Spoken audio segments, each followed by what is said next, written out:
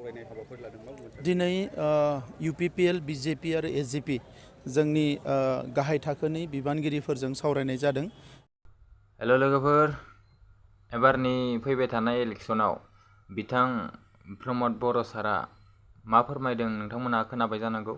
मानो होनोबा एबारनि इलेक्सनाव UPPL नि दैदेनगिरि बिथांमोना हाग्रामा बिथां सारखौ खौसेयाव लाबोनायनि थाखाय हारिनि बागै लोगो मोनैनि जाहोनाव बिथांमोना सोर पार्टिखौ लोगो लानानै एबारनि इलेक्सनखौ दारायनो सानदों। फैदो बिदिब्ला लोगोफोर, बिथांमोना मा फोरमायनो थांदों खोनासंदिनि।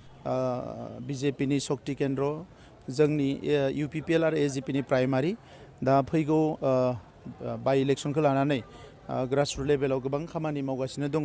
दा बिथांमोननि मावनायनि खौरांखौ लानो थाखाय दिनै मेलखौ लिंदोंमोन आरो बिनिफ्राय मिथिबाय जे जोंनि बे मोनथाम दोलोनि बिबानगिरिफ्रा मावथिफ्रा जोबोद गोख्रोङैनो खामानि मावगासिनो दङ आरो नैबे बाइ इलेक्सनखौ स्पेसियेलि बड'लेण्ड ओनसोलाव गोजोन फैनाय, बयबो मोजाङै रायजो जानो हानायनि जि मोनसे थासारि फैबाय आरो जौगानायनि हाबाफारिफ्रा जेरैबायदि गोख्रोङै सोलिगासिनो दङ, बेखौ नोजोर बोनानै बयबो जोंनि जि बिजाथि UPPL नि बिजाथि एबा मोनथाम दोलोनि जयै फसंनाय बिजाथि, बेखौ गोबां भटआव देरहाहोनो थाखाय बयबो जानजि खाफ्रादों आरो बे गासैबो थासारिखौ नुनानै जोंबो गोजोननाय मोन्दों।